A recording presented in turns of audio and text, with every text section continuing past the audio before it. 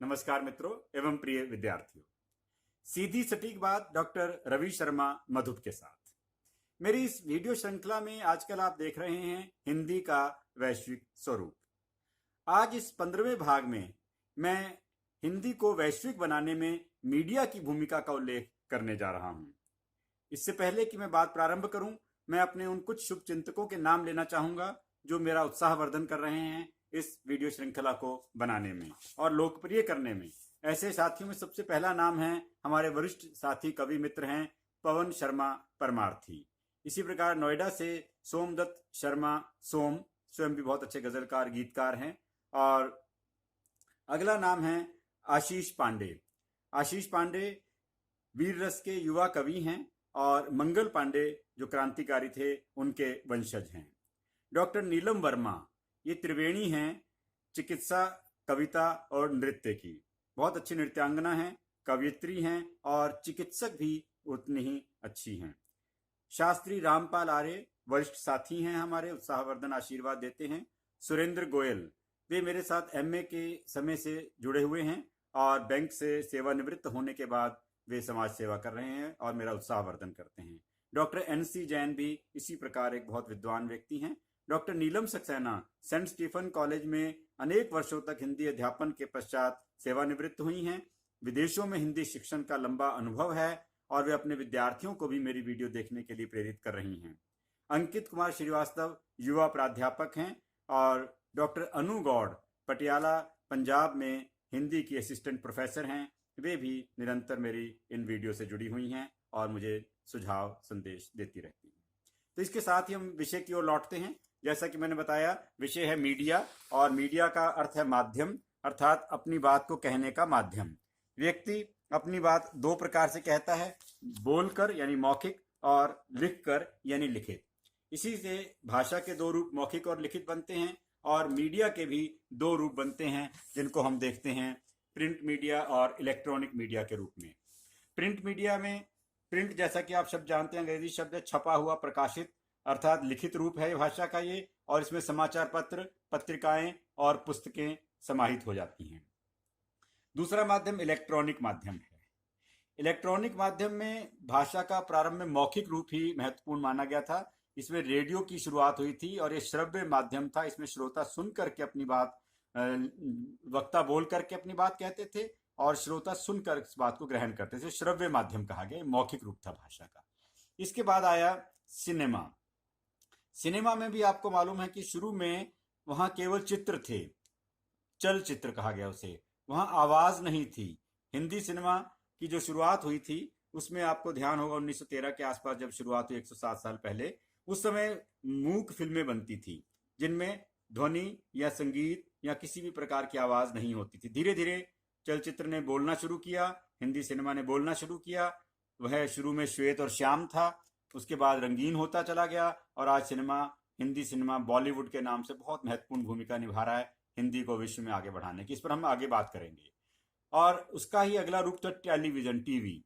ये भी दृश्य और श्रव्य माध्यम था। यहाँ चित्र देखे भी जा सकते थे और संगीत आदि, सारे संवाद आदि सुने भी जा सकते थे। इससे भी आगे बढ़कर के तीसरा माध्यम आया कंप्यूटर। कंप्यूटर ने इन सारे माध्यमों को समेट लिया। ये माध्यम एक साथ हमें लिखी हुई चीजें भी दिखाता है। यहाँ पर आपको लिखित या प्रिंट सामग्री भी मिलती है, यहाँ पर आपको दृश्य भी दिखाई देते हैं, यहाँ पर आपको सारी बात सुनाई भी देती है, चाहे संवाद हो चाहे संगीत हो। इस प्रकार इसे सोशल मीडिया कहा गया और एक दूसरा शब्द डिजिटल मीडिया इसके साथ प्रयोग में आने लगा। तो आज हम मीडिया की जो बात करते हैं तो इन सारे रूपों को मिला करके मीडिया का स्वरूप बनता है और हिंदी को वैश्विक स्वरूप प्रदान करने में मीडिया के इन सभी माध्यमों की, इन सभी रूपों की बहुत ही महत्वपूर्ण भूमिका है। सबसे पहले हम बात करेंगे प्रिंट मीडिया पर। इस वीडियो में मैं केवल प्रिंट मीडिया को ही ले पाऊं क्योंकि बहुत बड़ा विषय है और बहुत विस्तार मांगता है। मैं बहुत संक्षेप में मुख्य बातें आप तक पहुंचाने का प्रयास कर रहा हूं। इसमें हमने विदेशों से प्रकाशित हिंदी पत्र पत्रिकाओं को ही समाहित किया है। जैसा कि हम पीछे प्रवासी साहित्य के अंतर्गत चर्चा कर चुके हैं कि गिरमिटिया देश और आधुनिक देश, जिनको हम यूरोपीय देश आदि कहते हैं, यहाँ किस तरह से भारतीय गए और वहां उन्होंने अपना स्थान बनाया। तो हम बात शुरू करते हैं मॉरिशस से, जो गिरमिटिया देशों में सबसे महत्वपूर्ण नाम कहा जा सकता है, महत्वपूर्ण देश कहा जा सकता है। और वहां पिछले 100 वर्षों में 42 से अधिक पत्रिकाएं प्रकाशित हुई। उनमें से अधिकतर पत्र पत्रिकाएं काल कवलित हो गई हैं, अर्थात प्रकाशन उनका बंद हो गया है, लेकिन उनका ऐतिहासिक महत्व तो है ही। हिंदुस्तानी नामक पत्रिका 1909 में डॉक्टर मणिलाल ने प्रकाशित करनी शुरू की थी। इसके अतिरिक्त वहां से स्वदेश, रणभेरी, जनता, भारत दर्शन, अनुराग, आर्योदय आदि पत्रिकाएं छप रही थी। दुर्गा पत्रिका का मैं विशेष उल्लेख करना चाहूंगा। दुर्गा पत्रिका के बारे में आपको जानकर अच्छा लगेगा कि ये हस्तलिखित पत्रिका थी। ये पत्रिका बहुत थोड़े समय, लगभग 2 से ढाई साल प्रकाशित हुई, लेकिन इस पत्रिका ने वहां जन जागृति लाने में और वहां हिंदी साहित्य संस्कृति को प्रचारित करने में दुर्गा पत्रिका की भूमिका उल्लेखनीय मानी जाती है। इसके अतिरिक्त जागृति, वर्तमान, इंद्रधनुष, आर्यावर्त जैसी पत्रिकाएं वहां से छपती रही हैं। अभी भी बसंत, रिमझिम, आक्रोश, पंकज, ये पत्रिकाएं वहां से अभी भी मॉरिशस से प्रकाशित हो रही हैं। इसलिए मॉरिशस का जो पत्रकारिता का इतिहास है वह हिंदी के इतिहास से, पत्रकारिता इतिहास में एक महत्वपूर्ण भूमिका निभाता है, क्योंकि वहां विदेश में विपरीत परिस्थितियों में रहकर इन लोगों ने इस तरह की पत्र पत्रिकाएं प्रकाशित करने का साहसिक कार्य किया। दक्षिण अफ्रीका की तरफ जाते हैं तो वहां पर 1903 में इंडियन ओपिनियन नाम से एक समाचार पत्र छपना शुरू, जो 3 भाषाओं में छपता था, अंग्रेजी, हिंदी और तमिल में। इसके अतिरिक्त दक्षिण अफ्रीका से हिंदी और धर्मवीर नामक पत्रिकाएं भी प्रकाशित हो रही थी। ज्ञाना से ज्ञानदा, बहुत अच्छा नाम रखा पत्रिका, ज्ञानदा, ज्ञान देने वाली, ऐसी पत्रिका ज्ञाना से प्रकाशित हो रही थी। और फिजी से अनेक पत्रिकाएं छपती रही हैं। शांति दूत 1935 में सबसे प्राचीन पत्रिकाओं में गिनी जाती है और ये निरंतर लंबे समय तक प्रकाशित होती रही है। इसी प्रकार फिजी टाइम्स, संस्कृति, लहर, ये सब पत्रिकाएं फिजी में हिंदी पत्रकारिता का इतिहास बनाती हैं। भारत से प्रकाशित होने वाली पत्रिकाओं पर मैं बाद में बात करूंगा। पहले हम चलते हैं अमेरिका की ओर। तो जैसा कि हम सब जानते हैं, अमेरिका आज विश्व की ताकत है और भारतीय लोगों ने वहां पर अपनी पहचान बहुत समय से बनानी शुरू कर दी थी। और वहां जो पत्रिका, सबसे पहली पत्रिका प्रकाशित हुई, उसका नाम था गदर। 1917 में प्रकाशित यह पत्रिका 3 भाषाओं में प्रकाशित होती थी और वहां से छपने वाली सबसे प्रारंभिक पत्रिका मानी जाती है। इसके अतिरिक्त जो पत्रिकाएं हाल ही में छपती रही हैं और छप रही हैं, उनमें आप देख सकते हैं ये पत्रिका है विश्वा। ये विश्वा पत्रिका अभी भी प्रकाशित हो रही है। और इसी प्रकार एक पत्रिका विश्व विवेक, ये विश्व विवेक पत्रिका का अंक है, ये अभी थोड़ा कठिनाई में चल रही है, इस समय प्रकाशन की स्थिति में नहीं है। हिंदी जगत नाम से पत्रिका अमेरिका से निरंतर प्रकाशित हो रही है और अभी ये ताज़ा अंक इसका है। तो हिंदी जगत, जैसा कि नाम ही बहुत सुंदर है, सुरुचिपूर्ण है, यह पत्रिका अमेरिका से प्रकाशित होती है।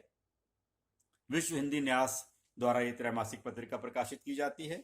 इसके अतिरिक्त स्पैन नामक एक पत्रिका, ये अंग्रेजी हिंदी दोनों भाषा में छपती रही है। इसमें भले ही राजनीतिक समाचार ज़्यादा होते हैं, लेकिन किसी पत्रिका का हिंदी में अमेरिका से प्रकाशित होना अपने आप में एक बड़ी उपलब्धि है और बहुत ही अच्छे कागज़ पर, बहुत ही अच्छी छपाई में छपने वाली ये पत्रिका अपना एक अलग स्थान रखती है, स्पैन। इसके अतिरिक्त आप देखते हैं कि विश्व हिंदी न्यास के द्वारा ही 2 और पत्रिकाएं प्रकाशित की जा रही हैं। एक का नाम है विज्ञान प्रकाश, दूसरी का नाम है बाल हिंदी जगत। ये बाल साहित्य की पत्रिका है। तो इस प्रकार ये कुछ पत्रिकाएं हैं जो अमेरिका से प्रकाशित हो रही हैं। इसके अतिरिक्त और भी पत्रिकाएं हैं जिनकी जानकारी अभी आप और माध्यमों से जुटा सकते हैं। अब चलते हैं इंग्लैंड की ओर। इंग्लैंड में 1883 में हिंदुस्तान नाम से पत्रिका प्रकाशित होनी शुरू हुई थी, जो कि कह सकते हैं कि जो भारत से बाहर जो हिंदी पत्रकारिता है उसकी सबसे प्राचीन पत्रिका मानी जा सकती है, सबसे प्रथम पत्रिका मानी जा सकती है। इंग्लैंड से 1883 में प्रकाशित होने वाली पत्रिका हिंदुस्तान। इसके अतिरिक्त तस्वीरी अखबार नाम से 1917 में एक पत्रिका प्रकाशित हुई जो 4 भाषाओं में प्रकाशित होती थी। इसके अतिरिक्त अमरदीप साप्ताहिक पत्रिका 1964 से प्रकाशित होनी शुरू हुई। प्रवासिनी त्रैमासिक हस्तलिखित पत्रिका थी, बहुत महत्वपूर्ण भूमिका निभा रही थी।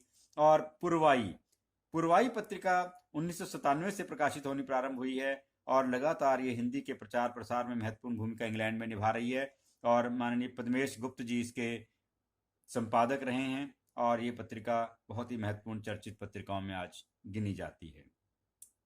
नॉर्वे की ओर चलें तो वहाँ परिचय शीर्षक 1979 से एक पत्रिका छप रही थी, और 1988 से डॉक्टर सुरेश चंद्र शुक्ल जी के द्वारा जो पत्रिका प्रकाशित की जा रही है उसका नाम है स्पाइल दर्पण। 2 भाषाओं में, नॉर्वेजियन भाषा और हिंदी में पत्रिका प्रकाशित होती है।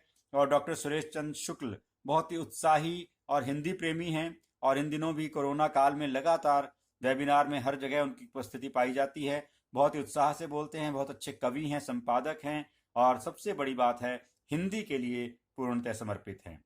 ऐसे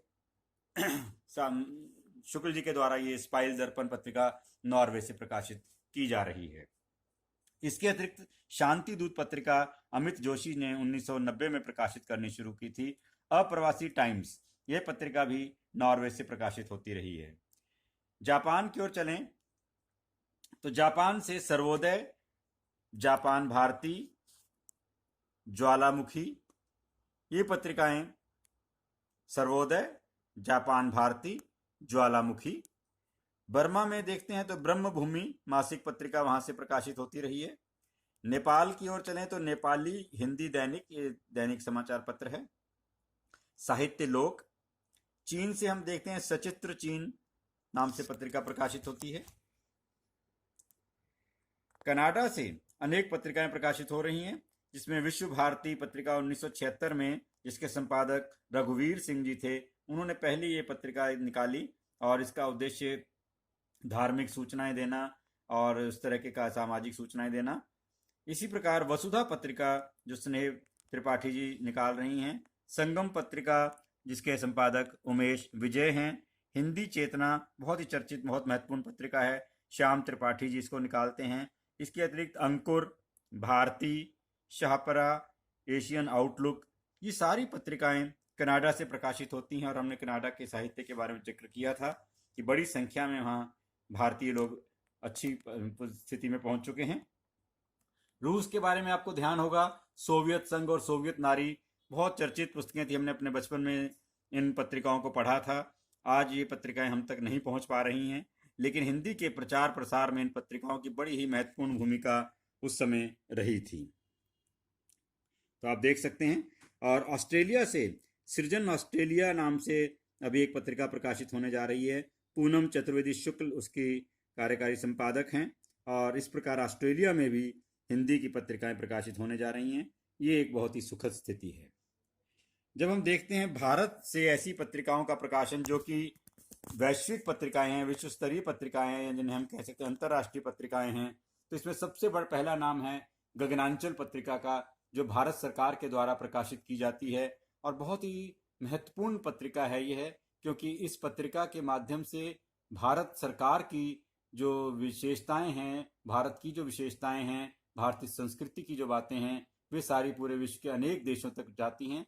बहुत ही अच्छी इसकी छपाई है, बहुत अच्छी इसकी सामग्री है, और इसके संपादक हैं यशस्वी व्यंग्यकार डॉक्टर हरीश नवल, और सह संपादक हैं डॉक्टर आशीष कंधवे। उनके संपादकत्व में ये पत्रिका निरंतर ऊंचाइयों पर जा रही है। इसी प्रकार अक्षरम संगोष्ठी नाम से नरेश शांडिल्य जी एक बहुत महत्वपूर्ण पत्रिका कई सालों से निकाल रहे हैं। इसमें वे विदेशी कोना रखते हैं, साहित्यकार भारतीय कहानीकार और विदेशी कहानीकार, भारतीय कवि विदेशी कवि, दोनों को साथ साथ लेकर के चलते हैं। विदेशों में जो साहित्य रच रहे हैं उनको प्रकाशित करने का इन्होंने बीड़ा उठाया है, और एक अच्छा कार्य अक्षरम संगोष्ठी नाम से पत्रिका कर रही है। इसी प्रकार एक और महत्वपूर्ण पत्रिका की ओर मैं आपकी जानकारी लाना चाहूँगा, जिस पत्रिका का नाम है प्रवासी संसार। ये प्रवासी संसार नाम से पत्रिका है। राकेश पांडे जी इसके संपादक हैं, और यह प्रवासी साहित्यकारों की, प्रवासी लोगों की जीवन को अब उभारने वाली पत्रिका है, और इसका यह अवधि विशेषांक एक बार निकला था। समय समय पर इसके विशेषांक प्रकाशित होते हैं। राकेश पांडे बहुत उत्साही कार्यकर्ता हैं, हिंदी सेवी हैं, और हमारे मित्र हैं। उन्होंने ये पत्रिका संपादित कर रहे हैं, और अनेक सालों से ये पत्रिका छप रही है, और लगभग आज से हम कह सकते हैं कि करीब 20 साल होने को आ गए हैं। इसके अतिरिक्त प्रवासी टुडे भी एक बहुत ही महत्वपूर्ण पत्रिका है, मासिक पत्रिका है, अंग्रेजी और हिंदी दोनों भाषाओं में प्रकाशित होती है, और लगातार वहाँ के ऐसे बिंदुओं को लेती है। ये विश्व हिंदी सम्मेलन का एक विशेषांक भी इन्होंने प्रकाशित किया था, और सुंदर छपाई और सुंदर आकर्षक इसमें सामग्री होती है। बहुत महत्वपूर्ण इसमें रचनाएं देखने को मिलती हैं। हिंदी अंग्रेजी दोनों भाषाओं में विश्व मंच पर पांव पसारती हिंदी पत्रकारिता, डॉक्टर जवाहर कर्नावट का ये लेख है, जिससे सामग्री लेकर के मैंने इस अपनी वीडियो को बनाने में महत्वपूर्ण भूमिका निभाई है। इसके अतिरिक्त हमारे पास प्रवासी टाइम्स नाम से एक पत्रिका है। यह पत्रिका भी भारत से प्रकाशित होती है, लेकिन प्रवासी साहित्यकारों, प्रवासी जीवन, प्रवासी समाज, उनकी स्थिति, उनकी समस्या, उनका चिंतन, उनकी संस्कृति, ऐसी पत्रिकाओं के माध्यम से विकसित होती है और ये पत्रिकाएं दोनों भाषाओं में छपती हैं, अंग्रेजी हिंदी में। इसी क्रम में डॉक्टर आशीष कंधे की पत्रिका का मैं उल्लेख करना चाहूँगा, आधुनिक साहित्य। यह पत्रिका हाल ही से भारत के साथ साथ ब्रिटेन से भी प्रकाशित होनी प्रारंभ हुई है।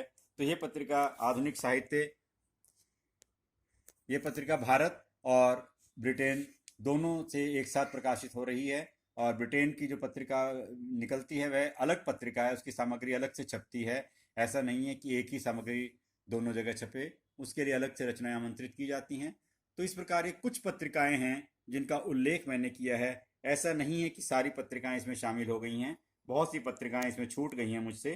वे सब मिल करके हिंदी को वैश्विक स्वरूप प्रदान करने का दायित्वपूर्ण कार्य बहुत निष्ठा के साथ वर्षों वर्ष से, सालों साल से कर रही हैं। इसी क्रम में हम अगली वीडियो में आपकी जानकारी के लिए कुछ और बातें लेकर के आएंगे, जिसमें इलेक्ट्रॉनिक मीडिया की क्या भूमिका रही है हिंदी को विश्व में प्रसारित करने में, उसके ऊपर हमारी बात केंद्रित रहेगी। तो मित्रों, इसी के साथ आज की इस वीडियो को मैं यहीं समाप्त कर रहा हूँ, रोक रहा हूँ। तो अपनी प्रतिक्रिया, अपनी टिप्पणी जरूर दीजिए। ये वीडियो आपको कैसी लग रही हैं और इसमें किसी प्रकार का सुधार, कोई सुझाव आप देना चाहें तो वह भी मैं सादर आमंत्रित करता हूं। मुझे बहुत अच्छा लगेगा यदि आप उसमें किसी भी तरह का संशोधन, किसी भी तरह की बेहतरी के लिए सुझाव देंगे। ऐसे सुझाव मुझे मिल रहे हैं, मैं उनका उपयोग भी कर रहा हूं और आपने देखा होगा पिछली वीडियो में निरंतर कुछ ना कुछ परिवर्तन मैं करता रहा हूं। तो मित्रों, इसी के साथ आज की इस बात को समाप्त करते हैं। तो देखते रहिए सीधी सटीक बात डॉक्टर रवि शर्मा मधुप के साथ। नमस्कार।